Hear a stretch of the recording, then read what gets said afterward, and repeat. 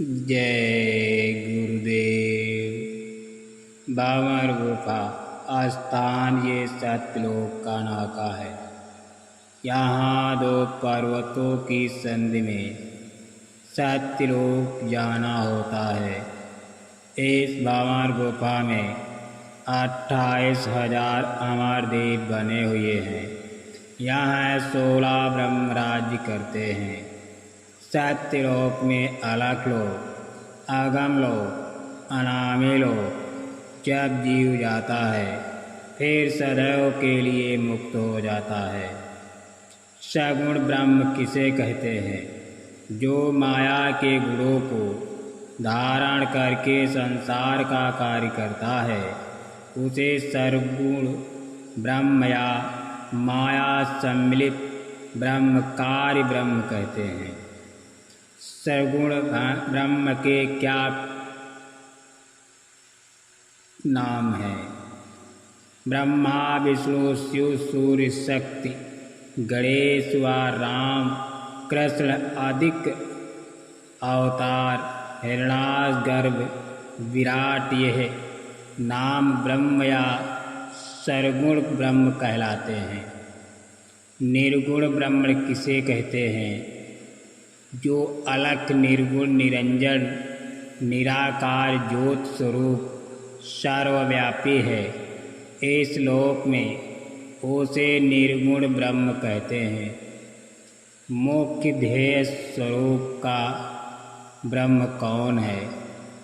सगुण व निर्गुण, साकार निराकार दोनों से जो परे है, साक्षी का भी जो साक्षी है, प्रकाशक का भी जो प्रकाशक है, व्यापक में जो व्यापक है, अंतर्यामी का भी जो अंतर्यामी है, नियामक और नियंता जो भी जो नियम में चलाने वाला है, करोड़ों काल व महाकाल पर भी जो शासन करने वाला है, हिरण्यगर्भ, विराट मूल, प्रकृति को भी जो नियम से बांधने वाला है, आद्या महाशक्ति व अलख निर्गुण निरंजन निराकार ज्योत स्वरूप जो ब्रह्म है, जो उसको शासन में चलाने वाला है और श्रुतियाँ जिसको नेति नेति कह पुकारती हैं,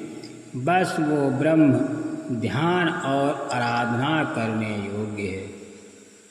जो ब्रह्म को भी जो उत्पन्न करने वाला है वही ब्रह्म रूप अद्वितीय सनातन परमात्मा ध्यान करने योग्य है।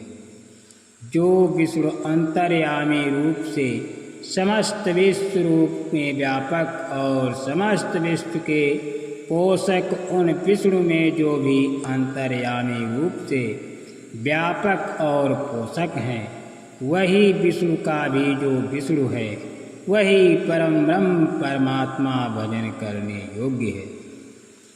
जो रुद्र समस्त विश्व को संहार करने वाला है, रुलाने वाला है, वही रुद्र स्वरूप पार ब्रह्म परमात्मा जो कि रुद्रों का भी रुद्र है, वो भजन करने योग्य है। जो शिव समस्त विश्व के कल्याण को देने वाला है, उस शिव को भी जो कल्याण को देने वाला है, जो कि शिव का भी शिव है, वही परम शिव स्वरूप पर ब्रह्म परमात्मा भजन करने योग्य है। जो इंद्र तीनों लोकों का शासन करता है, उस इंद्र पर भी शासन करने वाला जो इंद्र है, वही इंद्र स्वरूप पार ब्रह्म भजन करने योग्य है। जो समस्त पापियों और पूर्ण आत्माओं के लिए सुख दुख स्वर्ग नरक आदि का विधान करता है, उस यम को भी जो अपने विधान में चलाने वाला है, वही परम स्वरूप परम ब्रह्म भजन करने योग्य है। जो चंद्र का भी चंद्र है, जो सूर्य को भी ज्योति प्रदान करने वाला है, वही सूर्य स्वरूप पर ब्रह्म परमात्मा भजन करने योग्य है, जो विप्र का भी विप्र और अमृत का भी अमृत है, अर्थात अमृत में भी अमृत तत्व जिसमें है वो पार ब्रह्म परमात्मा भजन करने योग्य है। जो शेष समस्त विश्व को धारण करने वाला है, वो शेष को भी धारण करने वाला है, वो शेष स्वरूप पार ब्रह्म परमात्मा भजन करने योग्य है। पृथ्वी जल अग्नि वायु आकाश और महातत्व आदि जिसके आधार पर अवलंबित हैं, जो सर्वगुण निर्गुण दोनों से परे हैं और दोनों का साक्षी प्रेरक और प्रकाशक है, वही सच्चिदानंद पर ब्रह्म परमात्मा भजन करने योग्य है।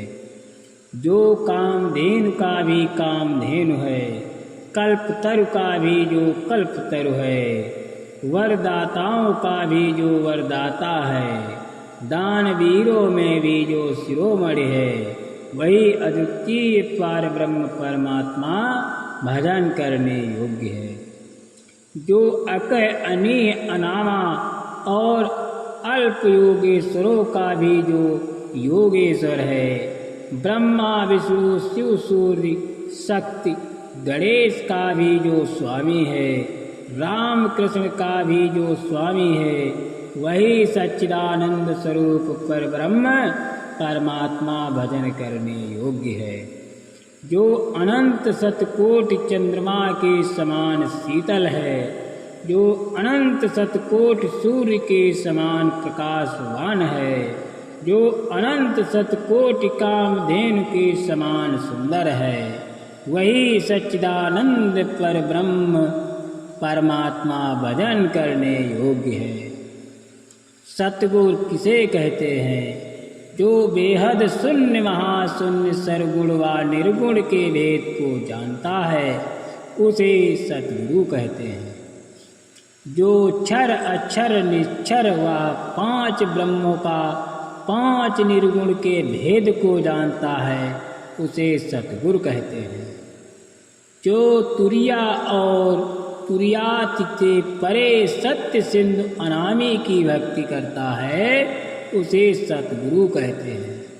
जो अपनी शरण में आने वाले प्राणियों के समस्त संशय ग्रंथि को छेदन करके अद्वितीय सनातन तत्व का प्रकाश करते हैं, उसे सतगुरु कहते हैं। बिना प्रश्न किए ही जो नाना प्रकार के कुतर्कों को छिन्न भिन्न कर देते हैं, वे सतगुरु सनातन तत्व का प्रकाश करते हैं, उन्हें सतगुरु कहते हैं। जिसके समीप पहुँचने के पहले ही समस्त संकल्प विकल्प मिट जाते हैं, उन्हें सतगुरु कहते हैं।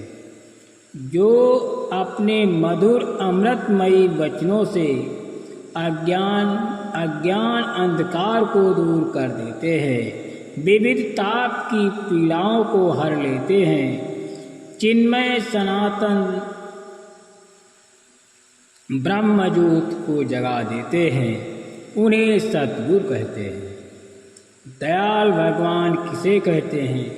जो उत्पत्ति प्रलय प्रलयादि का कार्य नहीं करता, सब जीवों पर दया करके मोक्ष करने के लिए लालायित रहता है, उसका जीवन सदा सच्चिदानंद से पूर्ण रहता है। सिंधु कितने प्रकार के होते हैं? सिंधु 2 प्रकार के हैं, एक काल सिंधु, एक दयाल सिंधु।